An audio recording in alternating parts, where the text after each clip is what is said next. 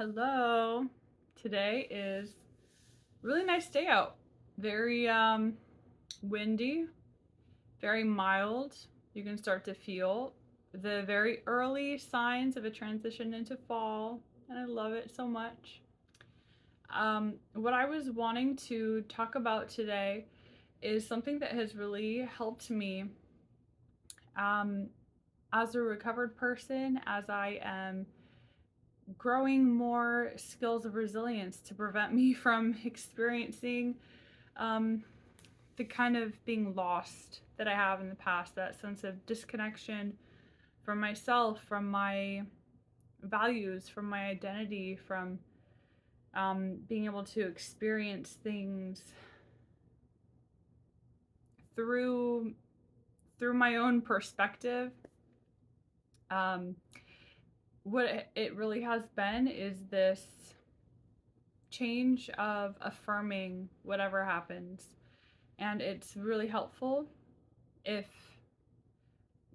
like if I have been feeling anxious, if there have been situations that are overwhelming or a lot of anticipation or the sense of, I don't know if I can do it. Like just imagining all of the things that could go wrong, all of the things that, our imaginations can get out of control. And that is not our fault, but it is our responsibility, in the sense that we don't want to suffer from it. So we have to take steps to support ourselves to become more resilient and just gently re-guide our thoughts when we notice it. Realizing these thoughts don't mean it's our reality.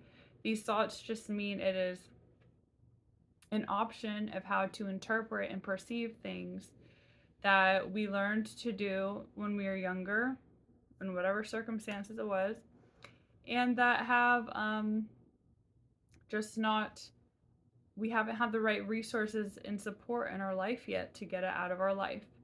We can't put so much blame and pressure on ourselves because literally all of us are only who we are according to the circumstances that are available to us, the resources, the people, the examples, um, the right way for the message to be delivered in a way that's accessible. All of these components, Um, so, so basically, it's just affirming that whatever is as it's meant to be. It is good. It is right. I am right. Like saying it from the perspective of you, like you saying it, like me saying it, like we are right. Like affirming to yourself, and that whatever you do, it can't be demonical or horrific, or anything because uh, it's only what you can do according to the resources that have been before you. And you aren't trying to do anything crazy. You know yourself. You're not trying to be out there doing crazy stuff. You know that you do care about your values, and you can affirm that and not be your own enemy where you're trying to think from the perspective of how to tear myself down, how to, you know, attack myself before other people can do it first, to remove that sense of people having power over you. But the truth is, you removed your ability to enjoy life, and it's not about a power struggle with other people or with yourself. Life is about enjoying the process and compassion and not having to think so hard about all the choices that we make. Not having to dissect every moment so difficult or like so like all the little fine particles, you know, and just being able to trust that there are so many different ways that things can go, and we have limited control over it because there are circumstances outside of ourselves. There's preferences outside of ourselves. What is desired is relative according to the people in the circumstance, which include you and your own values and your beliefs and your ability to be certain. And a part of certainty is sometimes it's not like you just magically have certainty. It's like you have to practice especially if you've made it a practice of not affirming yourself and questioning yourself and judging and critiquing and um like bullying yourself basically. Like, you have to relearn, maybe learn for the first time in your life, um the thoughts of what it feels like, what that inner sense of self feels like as a person or a character, where you are supporting yourself and just that everything is good. And if things aren't exactly good, if things aren't like 1,000% good, you still know it's good for you. And you can always have faith and continue affirming that that everything is good for you.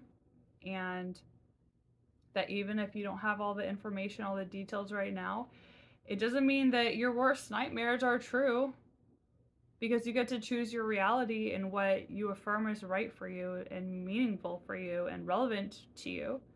All it means is that you don't yet have the complete picture of information. And to get the right information, that might take stepping out of your logical mind, where your mind's trying to problem solve, trying to get all hyper verbal, trying to sort through information and come to some conclusion, but instead stepping back and just being like, this is a bigger system that we were a part of that is beyond our control. And within this system, I'm talking about the system of whatever circumstance you're in. Is it like, especially a work circumstance, I usually think of things in terms of a work circumstance. And I think that's especially relevant as recovered people who might find it difficult to bear the trials between our beliefs of what it means to be a good person or to not judge ourselves, compared to what it might take sometimes to let people understand our thoughts and feelings, to protect ourselves and claim our assertions and our knowledge of who we are and what we're about and what role we're meant to play.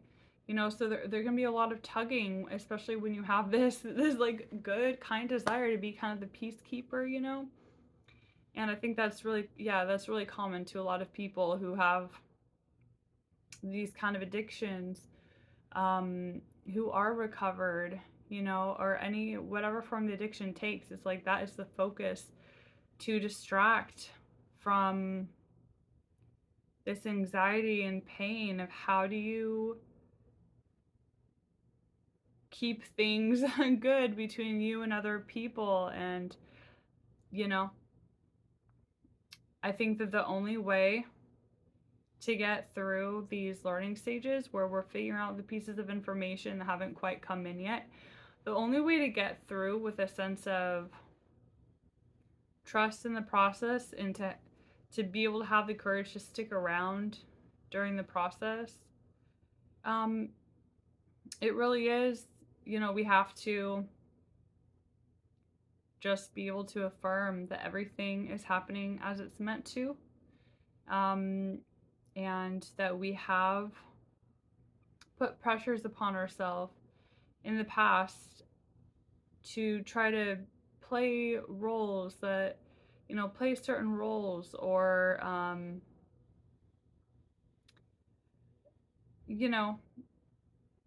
all of these things that are based in fear and bracing ourselves to protect ourselves, and having compassion for ourselves, realizing that most of the world is affected by these things to some degree, or to everybody is affected to some degree, but some people are affected more than others. Some people are affected a lot, and if you've come up around in worlds where this is kind of the dominant way of thinking, of critiquing, of judging, of this underlying fear, these beliefs of like somebody is going to be harmed, demonized, ostracized, and having these fears and feeling like you have to protect and strategize to prevent this abuse, really, you know, it's going to take a while to realize that there are other ways of being and interacting and thinking and understanding what are the train of words to use as the affirmations and assumptions. um, but you know all we can do is start from where we're at with the affirmations that we know that everybody is in a learning process, everybody on earth, and we aren't like some chrysalis stage of, I mean, you can see it from that perspective that if you want to see that you are a chrysalis stage and always having that focus of there's something imperfect about you, you don't deserve to um, do X, Y, and Z, that you're not ready, and there's validity to that if that's how you really feel. But then there's the other perspective that who you are as you are right now is perfect. It's just perfect. And all of these narratives that are so fear-based and dissecting and traumatized, um, it can really get distracting and cause so much stress and obscure a really supportive, beautiful path, um, unfortunately, and prevent us from experiencing more joy within the systems that are in the world, having more peace, more physical comfort, more support to be able to dream and think up things that we wouldn't have considered before, of what could be possible for us or what we want to do and experience, and actually open the pathway to these things. And you know, it's a really, uh, it can feel overwhelming. If it starts to feel overwhelming, maybe just tell yourself like this isn't the time to think of it, or it's not the right way to think of it as. To just think of it as your only purpose is to affirm, like all humans, like just our purpose. I mean, it's good to be aware of morals and stuff, but also how people like to be treated. People's preferences are so subjective, um, and we are a part of that subjectivity. So our vote absolutely weighs in. Also, we have to come from these perspectives that we belong. Just this assumption underlying is our responsibility to just be like, okay, I know I belong. I know that my thoughts and feelings are valid and matter, and my opinion, my beliefs, they matter to me. If nothing else, I know that I'm not alone in the ways that I'm thinking, and maybe there's adaptations to make with the current environments that I'm in, but there are also really amazing rewards that come from on the other side. You have the pros and cons list. I think it's so important to always think of decisions in terms of not some mystical what I'm meant to do in some type of like fatalistic way. But it's really important to look at things as a pros and cons list in terms of what we are gaining from it, and if that is really what is close to our hearts and what we believe is needed for this step of our journey in comparison to the cons. And realizing that we have so much power in our mind to minimize the cons, especially if it has to do with fear of people changing our perspective towards ourselves, or fear of people you know changing our behavior in a way that allows us to be harmed. Things like this, it's absolutely so crucial just to remember that our mind is literally our like playroom. Our mind is not meant to be an area where other people live, where other people, we're constantly just seeing things from other people's perspective, especially people who want to hurt us or have hurt us, or abusive kind of situations. It's from the perspective of yourself and other people who know it and get it because they can understand and relate. It's for the perspective of looking for beauty, looking for play, looking for what is relevant to me in my life and how I know and understand myself to be. And, it's our responsibility, sorry, our responsibility to look for the evidence in our life that points to who we understand ourselves to be. It's our responsibility to not give the reins over to other people and to affirm that with claiming who we are, that takes more responsibility and energy, but not nearly as much as much of energy as it takes for people to misunderstand us and then give our accountability and responsibility over to other people and have them just be our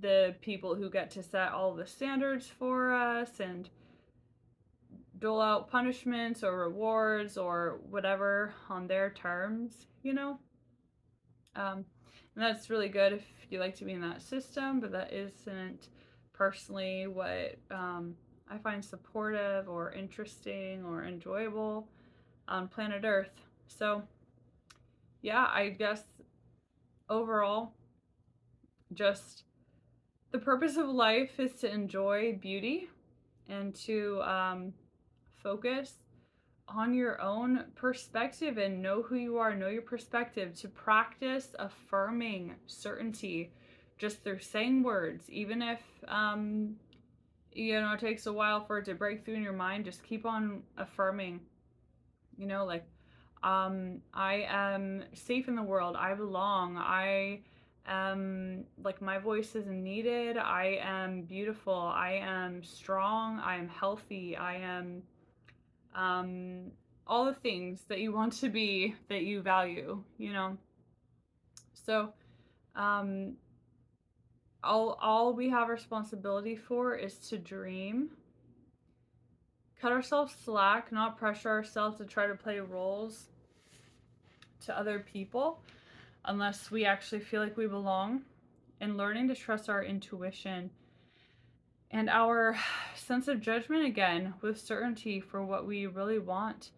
And it is good to be open to other possibilities, but also logic can't go all the way. It's too straining. And if you're not enjoying the process, then what's the purpose? We are here on Earth to be like just under really strict rules to do the right thing. Like, a crucial part of being alive is to enjoy the process, help other people enjoy the process, and then more and more like freeing. And the spider on my couch, I hope it's it's not poisonous. It's like a little spider. It crawled under the pillow. Thanks for eating the bugs in here. Yeah, I think that it's so important to really consider these fearful areas as recovered people, as we're building and practicing just resilience skills, resilience mindsets, and this inner identity as the coach, the coach kind of archetype, that the role that we learn to build up towards ourselves and that then we can also use to relate to other people. And those are really the only aspects that we need to rely on, and just not putting pressure on ourselves and just deciding what matters to me is to let go of the fear, of the stress. That is what matters to me. And just, continuing to affirm what matters to you, your certainty. And that, it's kind of like we have to do this on manual mode for a while. But after as we're relearning, so it can feel really exhausting, and there can be, you know, just that learning process that we can be really grateful for. The learning process as we figure out, like, oh wait, that's not the way that I should be responding to myself, be perceiving and interpreting circumstances, because that doesn't help me, that hurts me, or that doesn't fit into the roles I understand for myself. We're going to be learning things like this, but the whole underlying thing is gratitude that we have the circumstances in front of us to be learning these things, because it's going to serve us for the rest of our life. Circumstances are gone. Like, we never see people again. We never are in that job again, that place we lived, whatever. But the lessons that we learn from it are what changes us and what changes the way that we relate to other people, our sense of happiness, our ability to even tap in to that. I know it's kind of cheesy, but that frequency of happiness, like that ability to even see things just through a happy perspective, a hopeful perspective, a excited perspective. And yeah, it's just so necessary to keep on affirming, and affirming the things that give you hope, and remembering that your mind is meant to be a solace, a dreamland, a paradise. Your mind is meant to be that for you.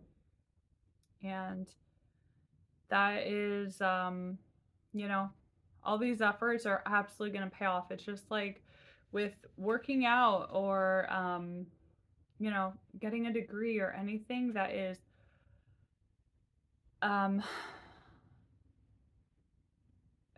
a long process, but the result is something you wanted, and it has a lot of rewards for the quality of life that you want to live. It's worth it to be doing all this manual labor, in the sense of we're doing it on manual. Like, we don't have the programming down yet, so we're having to actually change it in real time, and taking advantage actually of the fact that our minds they even have the capability of thinking about things to this nano level and questioning, because that's the mindset that that it can take sometimes to refine things down to a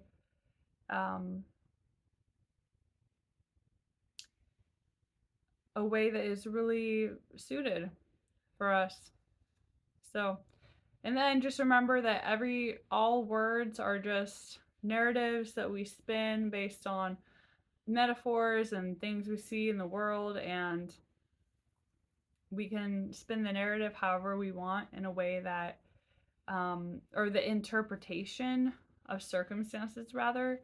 It is our duty, our responsibility, to interpret things in a way that empowers us, because our recovery and our resilience matters, and because we love ourselves, we love other people, and we want to enjoy being alive, and we want to just participate in being a human being in a way that is enjoyable as much as possible. So yeah, I affirm for you that you will remember some things that help you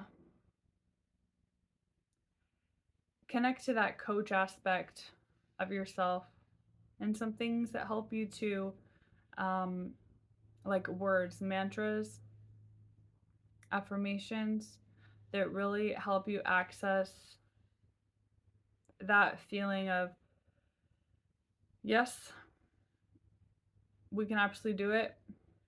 I can do it. I am grateful for the opportunities that are even present for me, grateful to even have the opportunity to be retraining the way my mind automatically processes things, and to be grateful um, for just all the things in this modern world that give us so many more options than people had in the past, so that we even are at this stage in humanity where we're able to um, rewrite some of these pop culture narratives so that it's not focused so much on this traumatized terror of, you know, somebody's gonna harm me, some conflict is gonna happen, everybody is uh, like stacked against each other, kind of these things that we have been taught through our life experiences, but we are relearning different ways to be, because we realize it's really not enjoyable, and it's the root of um, addictions and crimes and lack of organization that prevent like resources from being distributed around the world in a fair way, and suffering and disease and war happening and disputes and all these things, and we can only change it and have faith that we're doing the best we can when we start with ourselves. This process, not of demonizing ourselves, not of saying, oh, we're horrible, like I confess I'm terrible, but of being like, oh, I have compassion that I'm a human being learning, and um